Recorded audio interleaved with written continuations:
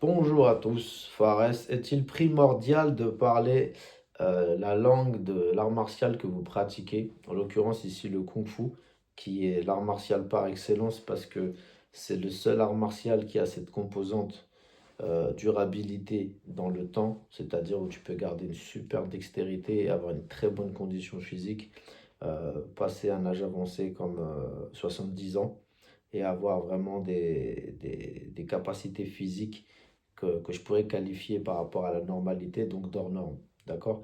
Donc, je ne vois pas d'autres arts martiaux présents, alors encore moins les sports de combat qui sont destructeurs, qui puissent entretenir cette, euh, cette manière de bouger, tu vois, cette manière de bouger, cette vivacité, etc. Donc, ce chi, cette énergie. On retrouve ça que dans les arts martiaux chinois. Les Japonais sont bien en dessous. On y reparlera si vous voulez, parce que c'est pas le débat. Donc, pourquoi est-il important de parler la langue? Parce que les gens qui avaient, en tout cas jusqu'à encore très peu de temps, et on peut dire que ça l'est toujours, parce que sinon on va pas généraliser sur les trois 4 occidentaux qui ont un savoir pertinent. Pour accéder à un savoir de très haut niveau qui relie la médecine et le côté pratique, et donc le côté concret de la chose au niveau des arts martiaux, c'est-à-dire l'efficacité, mais aussi la santé, et frapper avec autre chose que les muscles, tu vois. Travailler son i, son mental, etc., et le mettre au service de l'art martial. C'est un grand maître qui doit t'enseigner ça. Maintenant, pour qu'il t'enseigne ça, l'enseignement se fait de manière orale. L'enseignement se fait de manière orale. Donc, tu vas entendre, donc il va falloir parler. Donc, si tu ne parles pas la langue, je ne vois pas comment vous allez vous comprendre et tu ne pourras pas aller en profondeur. Déjà, en français, si je veux t'expliquer quelque chose de pointu, il faut que tu aies un niveau de compréhension pointu. C'est-à-dire que si moi, je te parle à un moment donné de ci ou de ça et que tu n'arrives pas à comprendre le ci ou le ça, on est d'accord, il y a un souci. Donc, c'est à moi de vulgariser et d'apporter la pédagogie claire à ce que tu puisses l'ingérer, que tu puisses la comprendre. Maintenant, on est d'accord, il y a des niveaux. Donc, tu vas pas parler d'astrophysique, quelqu'un qui débute les mathématiques. Les choses, elles se font par strates, par étapes. En Kung Fu et dans les arts martiaux, c'est pareil. Par contre, tu es d'accord avec moi qu'il va falloir qu'on se comprenne. Donc, le seul moyen de se comprendre, c'est la langue. Donc, il va falloir parler le chinois et au même titre que pour les autres langues comme le français ou des autres, la culture et la langue sont étroitement liées. Donc, à partir du moment où tu élèves ton niveau en français, tu vas élever ton niveau de culture française. Tu vas apprendre des choses, tu vas apprendre des termes, tu vas apprendre du vocabulaire qui est lié aussi à la culture. En chinois, c'est pareil. Et la culture ici afférente à l'art martial touche directement la médecine.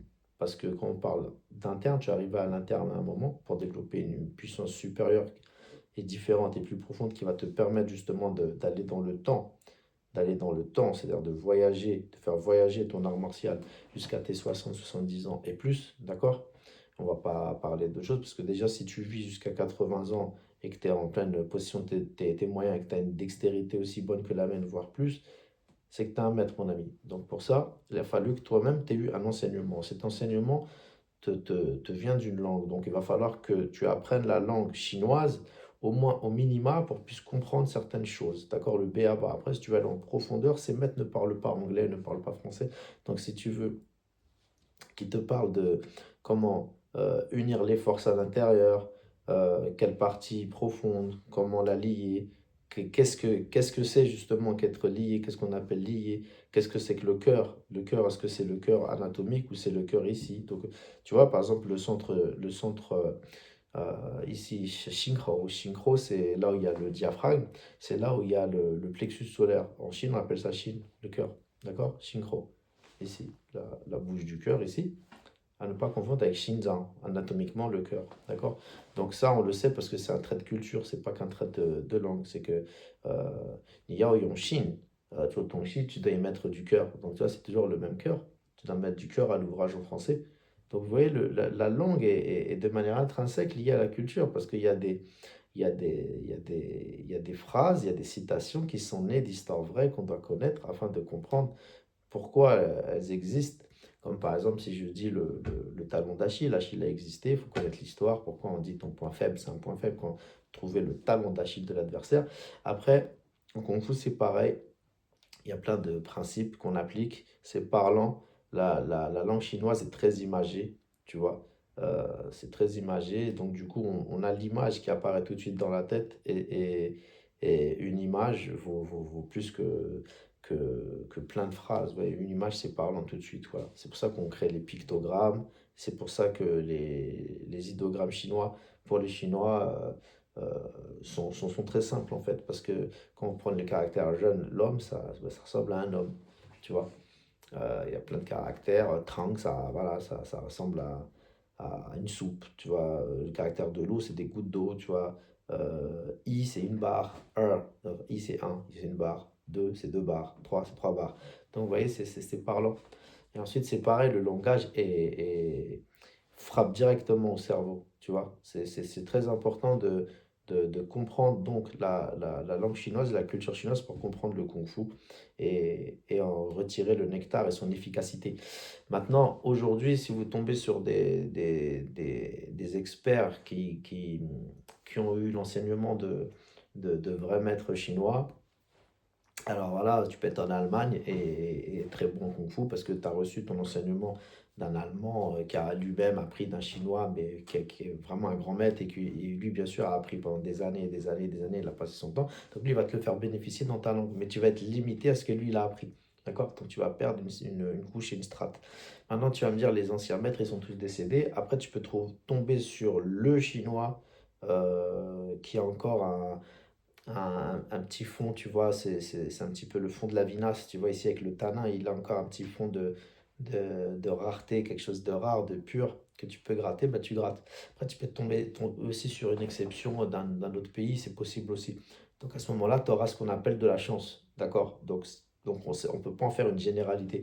Moi, je dirais que c'est bien d'apprendre le chinois si tu veux aller dans la profondeur des choses ou parler avec des gens qui ont été dans la profondeur de l'art et dans la profondeur de la langue, donc ils peuvent t'apporter quelque chose. À ce moment, si tu tombes sur des joyaux comme ça, comme ces personnes, il faut vite aller les chercher et apprendre pendant qu'ils enseignent encore, s'ils enseignent encore. Donc prendre l'enseignement et en faire acquisition. Voilà, donc pour moi, je dirais que oui, je réponds à cette question, c'est très important pour moi. Sauf si vous rencontrez quelqu'un qui a fait le boulot avant vous. Donc, en gros, il vous a facilité le travail. Il y a toujours quelqu'un qui facilite le boulot pour quelqu'un d'autre. Donc, si vous pouvez, vous avez la chance de rencontrer cette personne, faites-le. Mais en règle générale, on n'est jamais mieux servi que par soi-même. Apprenez les chinois et allez directement à la source. Voilà, pour avoir un maximum d'efficacité et vous-même, mieux vous approprier les choses et ensuite les digérer, les ingérer et ensuite les transformer à votre manière. C'est un petit peu la loi des transformations dans le taoïsme, dans le Yi King.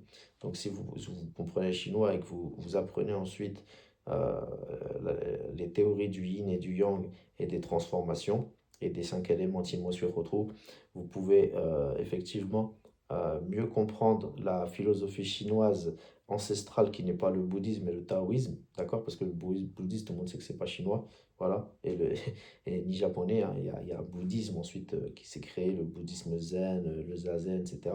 C'est des dérivés, tout ça, mais la religion originelle chinoise est le taoïsme, d'accord? C'est le taoïsme qui est une religion, d'accord? Ce n'est pas une philosophie, c'est une religion. D'accord? On va pas, il y en a qui vont polémiquer, c'est parce qu'ils ne parlent pas chinois et qu'ils ne comprennent pas réellement les choses dans les profondeurs, ou alors qu'ils ont trop regardé Internet. Apprenez le chinois, c'est pas compliqué, du moins pour avoir un niveau rudimentaire. Voilà, alors pour apprendre une langue, c'est très simple. Les plus grands experts linguistes ont mis ça en évidence, c'est que pour apprendre une langue, si tu veux l'apprendre vite et bien, tu commences par le vocabulaire euh, des bébés. C'est-à-dire que le vocabulaire que t'a enseigné ta mère ou ton père quand tu étais petit, le b a ba. Tu vois, tu apprends à dire papa, maman, les trucs de base. Une fois qu'on a passé ça, la meilleure technique d'apprentissage, c'est laquelle? Je te la mets sur un plateau. Prends pas des cours lambda et tout, tu vas perdre ton temps. Ta motivation va s'essouffler. Pour entretenir ta motivation, tu dois choisir un sujet qui te passionne, que t'aimes. Et là, tu vas tout de suite kiffer. C'est-à-dire, si par exemple, t'aimes les mangas japonais, tu regardes des mangas japonais en japonais. Et comme tu es ultra passionné de manga japonais, tu vas entendre des mots, des gros mots, des vulgarités, bakarayu, je sais pas quoi, la bonne fois, je ne suis pas attiré du tout par la culture japonaise, donc désolé. Mais t'entends toujours des trucs qui te plaisent, qui te fascinent, tu vas vite les retenir, tu vas les regarder. Et voilà, ok, ça veut dire ça, ça veut dire ça, tu vas apprendre beaucoup plus vite. Donc là, si vous regardez cette vidéo, c'est que vous êtes attiré par les arts martiaux chinois, je suppose.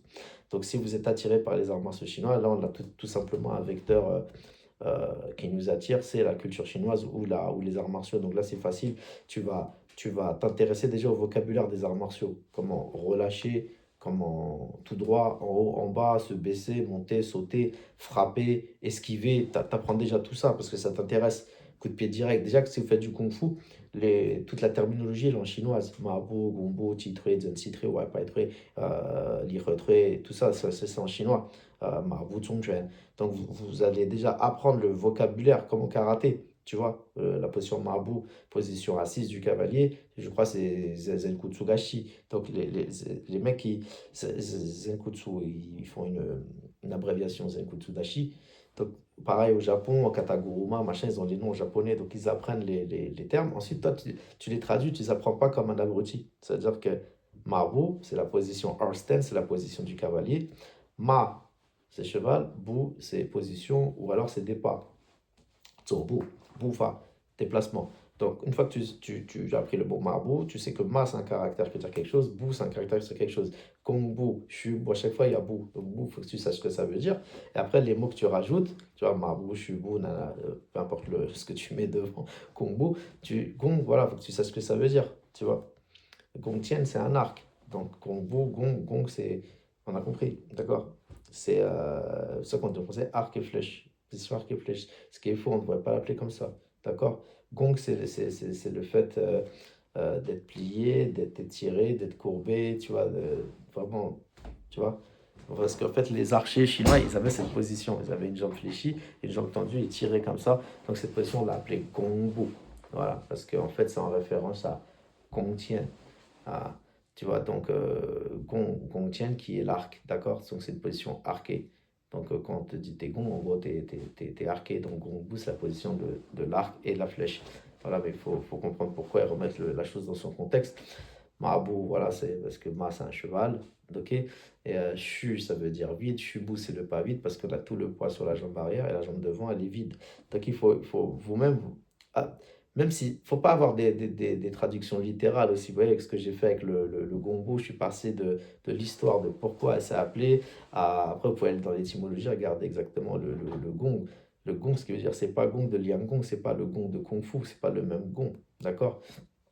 Liang Gong, c'est travailler son habilité, c'est travailler vraiment sa force physique. Donc, en l'occurrence, Liang Gong. D'accord? Travailler ton Kung Fu. Hein. Donc, il faut vraiment que vous appreniez la langue, vous allez l'approprier pour que vous ayez une définition, même qui vous est propre, tu vois.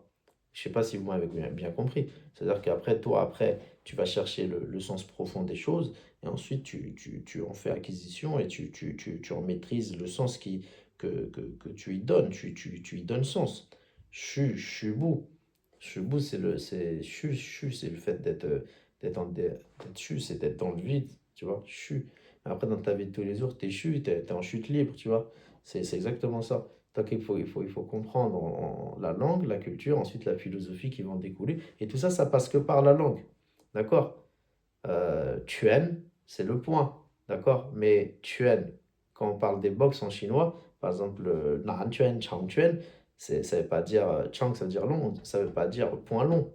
Tu vois? Le point qui symbolise la boxe. Donc, c'est la boxe longue. Et on a dit ensuite que les box longues venaient du nord. Donc, on appelle ça les box du nord. Donc, tu vois, tout est lié à une culture. Après, si tu veux vraiment faire ta culture, tu es obligé d'apprendre le chinois. Donc, si tu vas apprendre le capoeira, vaut mieux apprendre le brésilien. C'est important pour toi si tu veux être dans les profondeurs des choses. Maintenant, si tu veux juste apprendre à te battre, tu n'es pas obligé de faire du kung-fu. Tu peux pratiquer n'importe quel sport de combat ou art martial, ou même t'entraîner toi-même à la bagarre. Si tu veux faire de la médecine chinoise, bah là c'est pareil. Moi je pense qu'il va falloir vraiment apprendre le chinois. Mais après, pour le coup, Le problème, c'est que tu vas être tributaire de Français ou d'occidental ou de gourous qui vont te dire c'est comme ça, mais tu pourras pas accéder au plus haut niveau. Ben oui, parce que tu es limité.